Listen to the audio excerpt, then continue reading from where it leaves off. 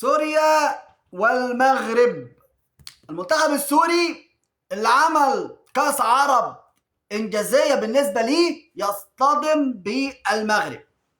وانا بقول للسوريين اخواتي وحبايبي والشعب السوري اللي بنحبه، هو مش ستوب ولا هذا نهايه الطريق للكره السوريه، ولكن المغرب مش زي تونس، المغرب مش زي قطر، المغرب مش زي حد، المغرب تختلف عن الآخرين. انت لسه شايف المغرب عملت ايه في السعودية.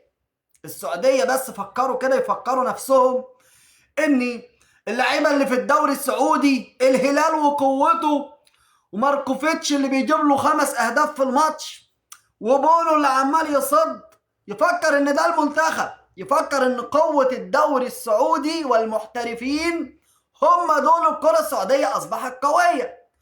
فكان لازم حد يطرقع له، كان لازم حد يفوقه، يقول له يا ابني فوق فوق، اصحى اصحى، انت مش دول اللي هيلعبوا معاك في المنتخب، اللي انت شاريهم من اوروبا دول مش هم اللي هيقفوا لك في المنتخب عشان تكسب المغرب. انت بنفسك ما عندكش كوره.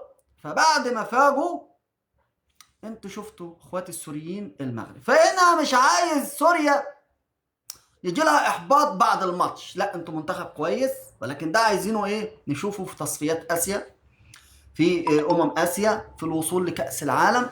تبنوا من بعد المغرب، تبنوا من بعد ماتش المغرب.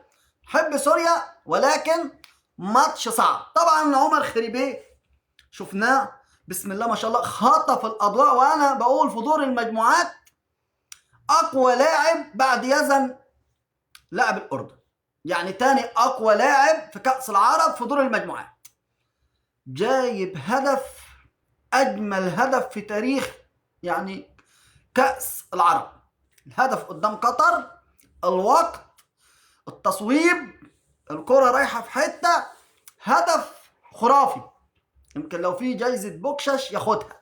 يعني الهدف ده ما شفناهوش غير من العمالقة، كريستيانو، بيكهام، الناس اللي هي تعرف تشوط بالقوة دي.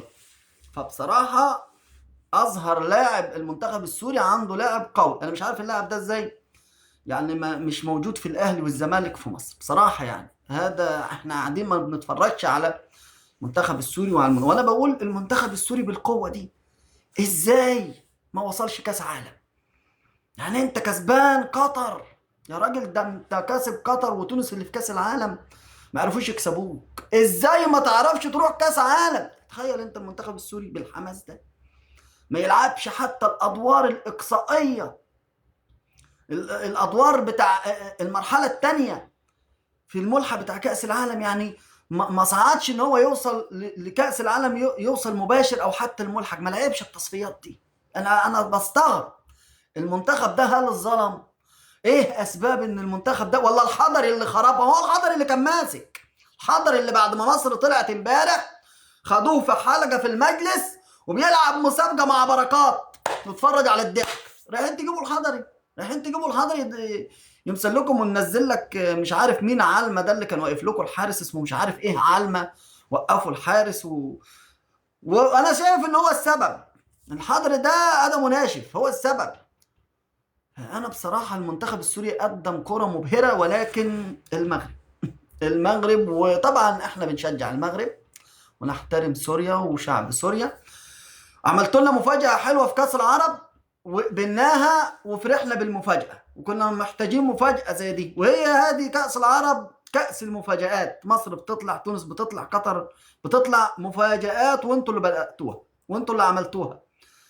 لكن صعبة مفاجأة قدام المنتخب المغربي، صعبة صعبة صعبة صعبة اخواتي السوريين، صعبة. وتعالوا نتوقع الماتش مع بعض. توقع فوز المغرب على الأقل 2-0 على المنتخب السوري، أو 3-1، ممكن خريبي يجيب هدف يبقى 3-1 أو 2-0. يلا قول لي توقعك لماتش المغرب وسوريا، لأنه مباراة قوية جدا جدا يوم الخميس، المغرب وسوريا على بركة الله. يلا نتوقع ونشوف بعد الماتش مين توقعه صح.